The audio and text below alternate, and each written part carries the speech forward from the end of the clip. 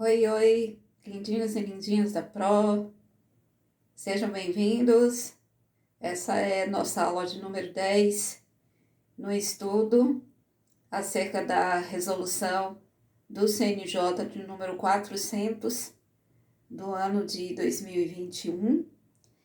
Vamos iniciar no inciso 5 do artigo 20, que vai falar sobre as compras compartilhadas, a adoção de compras compartilhadas.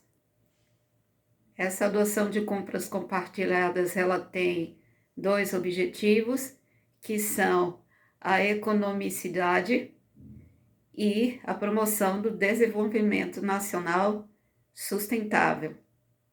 Acredito que aí está bem claro, está bem simples também. Vocês estão visualizando aí o pequeno esqueminha que fizemos sobre aí o inciso 5. Pausa o vídeo e copia, ou constrói o seu, vocês que sabem. Então, vamos agora para o parágrafo primeiro. O parágrafo primeiro, queridos, eles falam acerca da real necessidade. Lembra que passamos por um inciso que falava sobre a real necessidade? Não lembro agora se era um inciso ou se era uma linha que falava sobre a real necessidade de consumo. Esse parágrafo primeiro, ele vem dizer que essa real necessidade de consumo, ela vai passar por uma avaliação, e essa avaliação, ela tem parâmetros objetivos. E a própria norma, ela traz aqui uma exemplificação desses parâmetros objetivos. O contexto que justifique demandas, né? Redução de necessidade de espaços físicos diante da adoção de teletrabalho, a natureza das atividades desempenhadas, a comparação entre unidades com atribuições semelhantes e o histórico de consumo.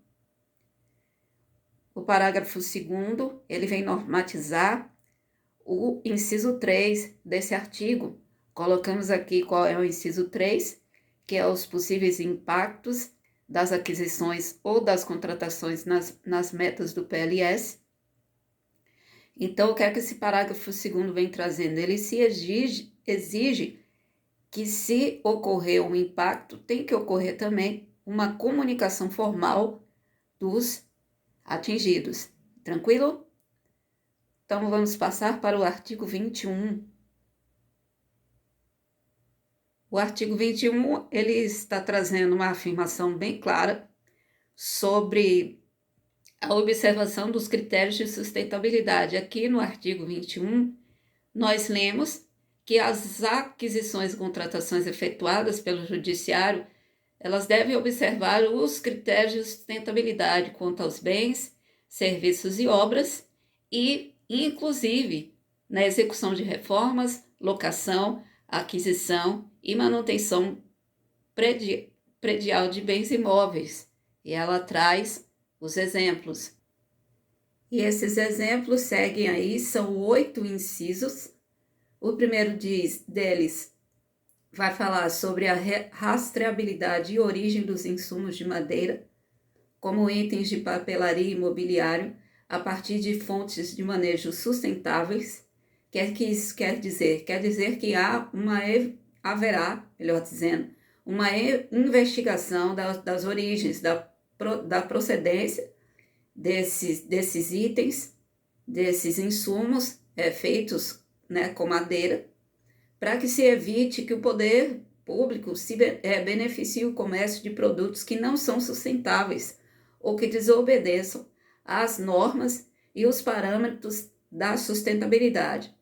E vem descendo os próximos incisos, percebo: eficiência energética, consumo racional de água, nível de emissão de poluentes e ruídos de veículos, máquinas e aparelhos consumidores de energia.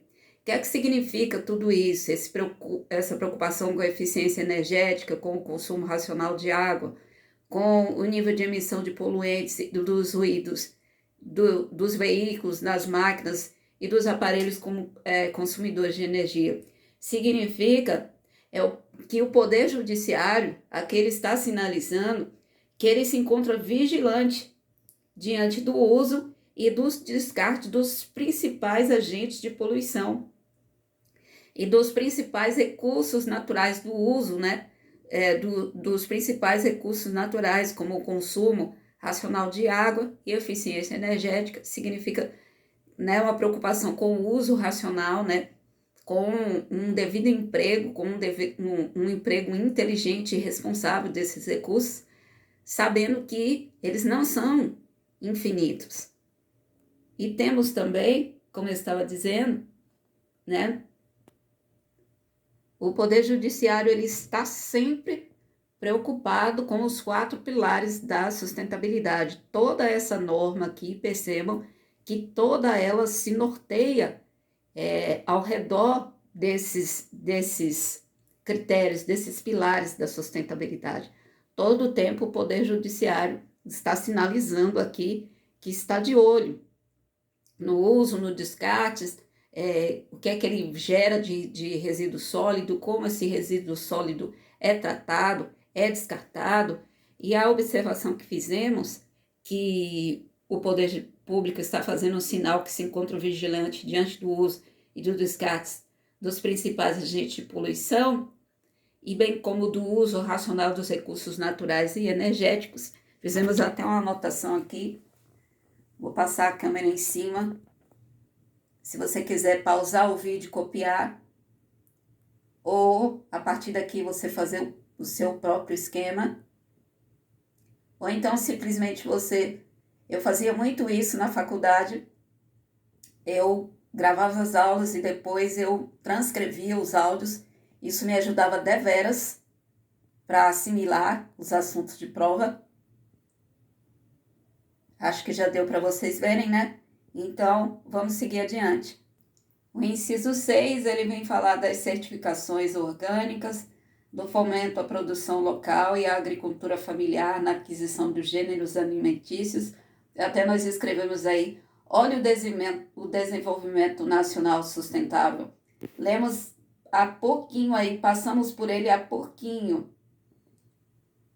falando sobre a promoção do desenvolvimento nacional sustentável. E aqui também nós temos a acrescentar a mesma observação que fizemos nos incisos anteriores, que é aqui o poder público, na pessoa do Poder Judiciário, dizendo que está de olho nos impactos e nas tratativas acerca dos principais agentes poluidores e também dos principais recursos energéticos, né, que é a energia elétrica e a água, os recursos hídricos. E vamos para o inciso 7, aqui a gente identifica um passeiozinho sobre o artigo 37 da Constituição Federal, um artigo muito conhecido, principalmente porque lá vai estar escrito os 5 principais, né, princípios da administração pública, mas esse inciso 7 em particular, a gente percebe uma perfeita referência ao E do LIMPE, lá do artigo 37, porque vai falar de eficácia e eficiência nos serviços de mobilidade, de vigilância e nos demais necessários apoio à atividade jurisdicional, considerando a relação custo-benefício da contratação. Inciso 8, vamos falar agora de racionalidade e consumo consciente quanto aos bens materiais, assim como acondicionamento adequado com a utilização de materiais recicláveis, considerando um armazenamento em menor volume possível nas embalagens e respectiva proteção no transporte e no armazenamento. Vamos por partes. Acompanha aí o esquemazinho que a Pro traçou aí para vocês. Acompanhe. Ó, o número 1.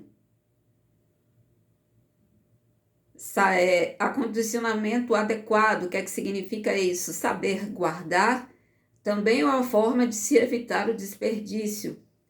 O 2. Vamos falar o quê? Utilização de materiais recicláveis, porque ao final eles vão sofrer descarte, eles vão ser descartados. Eles sendo recicláveis, pode haver o seu reaproveitamento. Eles podem voltar como insumo para a cadeia de produção e assim eles não vão ficar, né, soltos na natureza. A natureza não vai ter que cuidar ela mesma da absorção, da decomposição desses materiais, né? E o número 3, que fala aqui sobre volume, né? Menores volumes nas embalagens, na respectiva proteção, tanto no transporte como no armazenamento. O que é que isso vai significar? Vai significar que pequenos volumes são menos propensos a acidentes, né? Você carregar a quantidade por exemplo, nós, pessoas naturais, a gente carregar uma pequena pilha de caixas, a gente tem menos probabilidade de deixar essa pequena pilha de caixas cair do que a gente carregar uma pilha de caixas maior. Então, digamos que você empilhe 4 caixas e vá mover de uma mesa para outra ou de uma prateleira que esteja mais em cima para uma prateleira que esteja mais embaixo. Então, quatro caixas é um volume pequeno. Então, a tendência de você deixar cair esse número de caixas é mínima. E diferente seria se ao invés de 4 caixas, você empilhasse 8 ou 9 caixas. Então, você conseguir manter esse número maior de caixas equilibrado seria um pouco mais difícil, então a tendência a acontecer um acidente seria maior. Então, aqui também, fazendo mais esse comentário adicional, no transporte, volumes menores sendo transportados é menos propensos a acidentes, justamente por conta, né? Tanto se leva o volume a ser carregado, o peso a ser carregado, como se por um acaso acontecer esse acidente. Se o volume do transporte da carga for menor, se houver um acidente e essa carga se espalhar, o que vai ficar exposto será mínimo, né? Se ocorrer por um acaso a exposição dessa carga, o volume sendo pequeno, será mínimo e aí a perda será menor e o impacto também de resíduos, né, no ambiente também será menor. Ok? Então, para finalizar essa aula, vamos falar logo sobre o parágrafo único. O parágrafo único ele vem tratar da descrição do objeto a ser contratado. Deve ser utilizado critérios de sustentabilidade e esses critérios de sustentabilidade estão indicados na Guia de Contratações Sustentáveis. E esse parágrafo único ele vem dizer tão somente que há um manual a se seguir. Tudo bem, meus lindinhos e lindinhas? Então vamos acabando por aqui, já estamos com 13 minutos de aula. Mais uma vez eu agradeço pela sua atenção, pela sua confiança no nosso trabalho. Te convido a visitar a Prodabanca lá no Instagram, no @Prodabanca. Se você teve alguma dúvida, tanto pode deixar aqui nos comentários a sua dúvida, ou deixar lá no nosso direct do Instagram. E nos vemos na próxima aula. Grande beijo e forte abraço da Pro.